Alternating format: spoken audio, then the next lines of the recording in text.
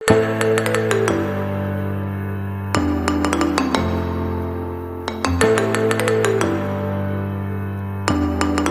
Viewers, నమస్కారం. Welcome to లాడస్క్ channel. మనము మార్నింగ్ లేచిన దగ్గర నుంచి రోజులో ఎన్నో నేరాలు వింటున్నాము, చూస్తున్నాము. ఇక నిద్ర లేచిన దగ్గర నుంచి అవే ఉంటాయి.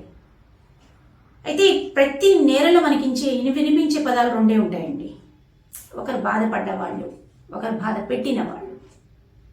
దీన్ని మనము లీగల్ టెర్మినాలజీలో తీసుకుంటే ఒకరు విక్టిమ్ అవుతారు, ఒకరు అక్యూజ్డ్ అవుతారు.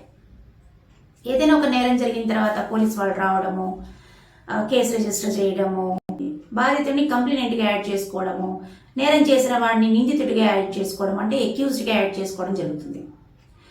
అతన్ని కస్టడీలోకి తీసుకున్న తర్వాత 24 గంటల లోపల తీసుకెళ్లి మ్యాజిస్ట్రేట్ ముందు హాజరుపరచడము, ఇవన్నీ జనరల్గా జరుగుతున్నటువంటి ప్రాసెస్ అన్నమాట. ఇది ఒక పోలీస్ కేసులో జరిగే ప్రాసెస్ ఇది. అయితే అతను కోర్టులోకి వెళ్ళి నేను ఏం నేరం చేయలేదు, నేను నిరపరాధిని, నేను ఇన్నోసెంట్, కాబట్టి నాకు ఒక లాయర్ని అపాయింట్ చేసుకునే రైట్స్ ఇవ్వండి అని చెప్పి ఆయన బతిలాడుకోవడము, దానికి కోర్టు పర్మిషన్ ఇవ్వడము, ఒక లాయర్ని పెట్టుకోవడము, ఇవన్నీ జనరల్గా జరుగుతున్నట్టు అందరికి తెలిసిన విషయాలు జనరల్గా జరుగుతున్నవి. అయితే విక్టిమ్ సైడ్, బాధితురాలు సైడు లేదా బాధితుడి సైడు వాదించడానికి ఎవరుంటారు అనేదే ప్రశ్న. అంటే ఆ బాధితురాలు ఎవరైనా పెట్టుకోవాలా, ఆ బాధితుడు ఎవరైనా అపాయింట్ చేసుకోవాలా ఆ వకీల్ని అనేది ప్రశ్న. జనరల్గా నేరము అంటే ఏంటండి? ఏదైనా సమాజానికి కానీ ప్రజలకు కానీ వ్యతిరేకంగా, అంటే చట్ట విరుద్ధంగా జరిగేటువంటి ఏ ప్రవర్తన అయినా, ఏ యాక్షన్ అయినా అది నేరంగానే పరిగణించబడుతుంది కదా. కాబట్టి సమాజానికి ఎగెయిన్స్ట్గా జరిగే ఏదైనా కూడా నేరమే. కాబట్టి ఆ బాధ్యత ఎవరిది? ప్రభుత్వానిది. కాబట్టి బాధితుల తరఫున ఆ రోజువారీ కేసులను చూడడానికి ప్రభుత్వమే ఒక అధికారిని నియమిస్తుంది. ఆ అధికారిని ప్రాసిక్యూటర్ అంటారు. ఇతను ప్రజల తరఫున వకాలత తీసుకొని మాట్లాడతాడు కాబట్టి పబ్లిక్ ప్రాసిక్యూటర్ అవుతాడు.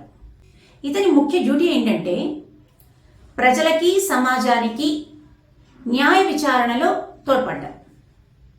ఇతను కూడా న్యాయవాది, కానీ ప్రభుత్వం నియమించిన న్యాయవాది. అయితే మొదటి నుంచి ఈయన పోర్షన్ ఉంటుందా? అయితే ఇన్వెస్టిగేషన్ కూడా ఈయన చేస్తాడా అంటే చేయడు. పోలీస్ ఇన్వెస్టిగేషన్లో ఇతని పాత్ర ఏమీ ఉండదన్నమాట. కోర్టులో వన్స్ ఛార్జ్ షీట్ ఫైల్ అయిన తర్వాత అప్పటి నుంచి ఈ పబ్లిక్ ప్రాసిక్యూటర్ రోల్ అనేది స్టార్ట్ అవుతుంది. అయితే ఇక్కడ గమనించాల్సింది ఏంటంటే ప్రాసిక్యూటర్ నేరాన్ని నిరూపించడంలో ప్రధాన పాత్ర పోషిస్తాడు. అంటే ఇప్పుడు ఉన్న సాక్ష్యాలను కానీ, సాక్షులను కానీ, డాక్యుమెంట్స్ కానీ ఏవైనా సరే కోర్టు ముందుకు తీసుకొచ్చే బాధ్యత ప్రాసిక్యూటర్ దొరుకుతుందన్నమాట. కాబట్టి కేసు గెలవడంలో, ఓడిపోవడంలో ముఖ్య పాత్ర ప్రాసిక్యూటర్. కాబట్టి ఎప్పుడైనా ప్రాసిక్యూటర్ అనేవాడు చాలా ఇండిపెండెంట్గా వ్యవహరించాలి, ఇంపార్షియల్గా ఉండాలి, ఫెయిర్ ట్రయల్ని నడపాలి. ఇతను న్యాయమూర్తి తీర్పునివ్వడంలో కూడా అసిస్టెన్స్ ఇస్తాడు. అంటే అతని పోర్షన్ ఎంత ఉంటుందో అర్థం చేసుకోండి. కాబట్టి రెలెవెంట్ ఎవిడెన్సెస్ ఏవైతే ఉంటాయో, అడ్మిసిబుల్ డాక్యుమెంట్స్ ఏవైతే ఉంటాయో, అలాంటి ఎవిడెన్సెస్ అన్నిటినీ, అలాంటి విట్నెస్లన్నిటినీ కోర్టు ముందుకు తీసుకురావాలి. మన ఇండియన్ ఎవిడెన్స్ యాక్ట్లో ఉండేటువంటి ఆ ప్రొవిజన్స్ని ఉపయోగించుకొని ఆ సాక్ష్యాలని కానీ, సాక్షుల్ని కానీ ఎలా కోర్టు ముందు ప్రవేశపెట్టాలి, ఎలా నేరాన్ని ప్రూవ్ చేయాలి, మనము ఫ్యాక్ట్ని ప్రూవ్ చేసే దిశగా ఎలా తీసుకుపోవాలి అనేది ప్రాసిక్యూటర్ బాగా ఆలోచించాలి.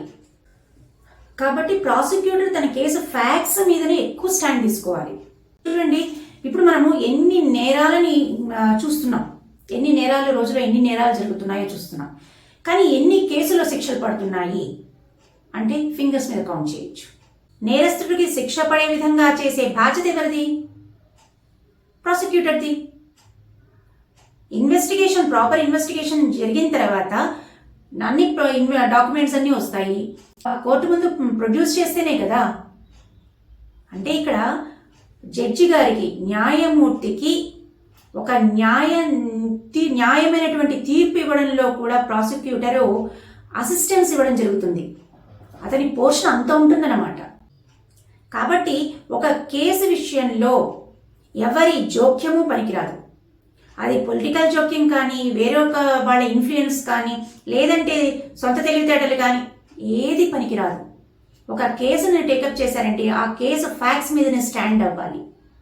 ఆ దోషికి ఎలా శిక్ష పడాలి అనే దానికన్నా ఉన్న సాక్ష్యాలను ఎలా కోర్టు ముందుకు తీసుకొచ్చామో, ఉన్న సాక్ష్యాధారాలను ఎలా కోర్టు ముందుకు ప్రొడ్యూస్ చేయగలిగామో అనేది చాలా ఇంపార్టెంట్. దానికి ఆల్టర్నేట్ ఏంటి? ఏ కేసులో కూడా ఎటువంటి సిచ్యువేషన్లో కూడా ఎవరు జోక్యం చేసుకోవద్దు. ఆ కేసుని ఎవరైతే టేకప్ చేస్తున్నారో ప్రాసిక్యూటర్, ఆ ప్రాసిక్యూటరే దాని గురించి ఇండిపెండెంట్గా ఆలోచన చేయాలి, ఇంపార్షియల్గా వ్యవహరించాలి, ఫెయిర్ ట్రయల్ని నిర్వహించాలి. అలాంటప్పుడు మాత్రమే దోషులకు శిక్ష పడుతుంది. లేదంటే దోషులు ఈజీగా తప్పించుకోగలుగుతారు. ఈ వీడియో కనుక మీకు నచ్చినట్లయితే లైక్ చేయండి, షేర్ చేయండి. మరిన్ని ఇన్ఫర్మేటివ్ వీడియోస్ కోసం సబ్స్క్రైబ్ చేయండి, పక్కనున్న బెల్ ఐకాన్ని ప్రెస్ చేయండి.